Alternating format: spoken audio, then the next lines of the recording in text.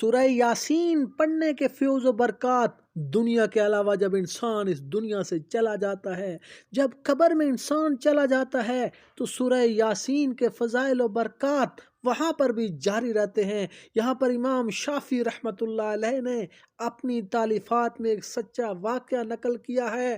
وہ فرماتے ہیں کہ ایک ولی اللہ تھے جو کہ زبیدہ شہر کے رہنے والے تھے۔ فرمایا کہ میں جنازے کے ساتھ مغرب کی نماز کے بعد گیا، یعنی ایک شخص کا جنازہ تھا اور اس جنازے کو دفنایا گیا، اور وہ کہتے ہیں کہ میں مغرب کی نماز کے بعد اس جگہ پر گیا جہاں پر لوگ اس شخص کو دفنا کے چلے گئے تھے۔ جب لوگ چلے گئے اور اندھیرا ہو گیا تو میں وہیں رک گیا۔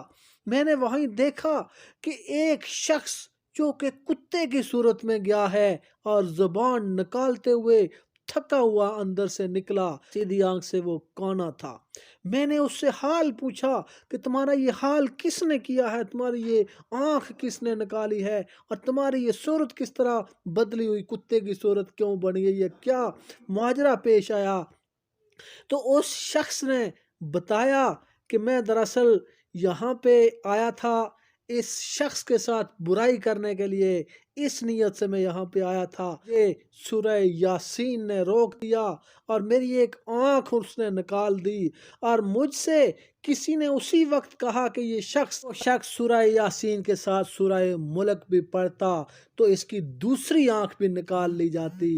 یعنی دنیا کے اندر سورہ یاسین اور سورہ ملک پڑھنے کی اتنی فضیلت ہے کہ انسان قبر میں پڑا ہوگا اور یہ صورتیں انسان کی حفاظت فرمائیں گی۔